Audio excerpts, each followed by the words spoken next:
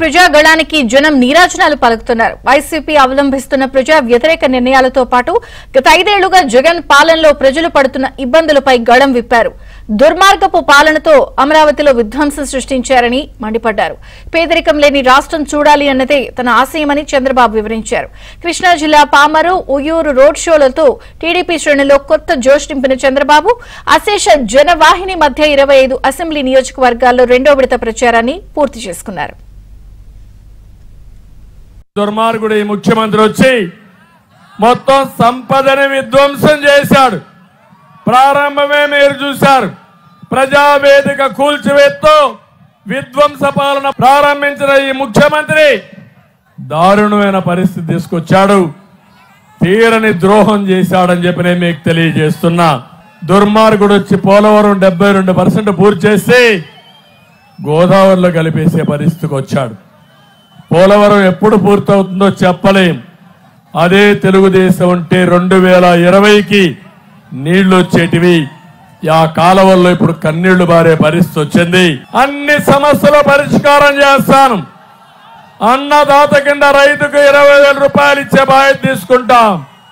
ఇదే కాదు, రైతును రాజుగా చేయడం నా ఆలోచన. ఇది సాధించే వరకు ముందుకు పోతా, మీకు న్యాయం చేస్తానని చెప్పి నేను మీ అందరికి హామీ ఇస్తున్నా. ఇదే సమయంలో కౌలు రైతులున్నారు, రైతు కూలీలున్నారు, వాళ్ళు కూడా ఇబ్బందుల్లో ఉన్నారు. అవసరమైతే కూలీల కోసం ఒక ప్రత్యేకమైన కార్పొరేషన్ పెట్టి మిమ్మల్ని ఆదుకునే బాధ్యత మేము తీసుకుంటామని మీ అందరికి హామీ ఇస్తున్నా. సైకో జగన్ చెప్తున్నాడు అన్ని ఇచ్చేశానని, అభివృద్ధి చేసేశానని, ఇంకా చేసేది ఏమీ లేదని. అందుకే నేను అడుగుతున్నా, మీ పిల్లల భవిష్యత్తుకు గ్యారంటీ నాదే. మీరు సిద్ధమా? జగన్ ఓడించడానికి సిద్ధంగా ఉన్నారా లేదా? ముఖ్యమంత్రి రివర్స్ టెండర్లు, రివర్స్ పరిపాలన, మీ జీవితాలు కూడా రివర్స్ చేశాడు. ఇంకో పక్క నేను వస్తానే మెగా డిఎస్సి పెడతా, ఉద్యోగాలు ఇప్పిస్తా, జాబ్ క్యాలెండర్ ఇస్తా. సంవత్సరానికి 20 లక్షల ఉద్యోగాలు కల్పించే బాధ్యత నాదని మరొకసారి హామీ ఇస్తున్నా.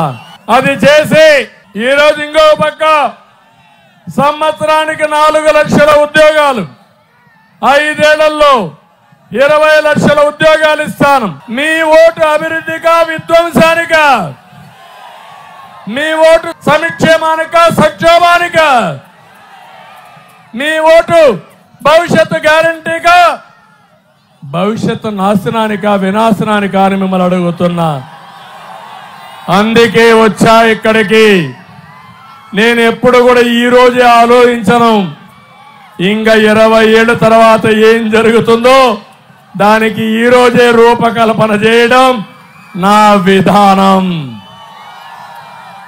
సంపద సృష్టిస్తాం, ఆదాయాన్ని పెంచుతాం, పెంచిన ఆదాయం ఈ పేదవాళ్ళకి పంచుతామని కూడా మరొక్కసారి హామీ ఇస్తున్నా.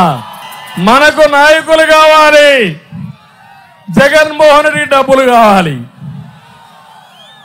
జగన్మోహన్ రెడ్డికి గంజాయి బ్యాచ్ కావాలి, బ్లేడ్ బ్యాచ్ కావాలి, గొడ్డలు పట్టుకొని తిరిగే వాళ్ళు కావాలి. నాకు మీ గుండెల్లో ఉండే నాయకులు కావాలని మీ అందరికీ తెలియజేస్తున్నా. అర్థమైంది రాజా అని అడుగుతున్నా.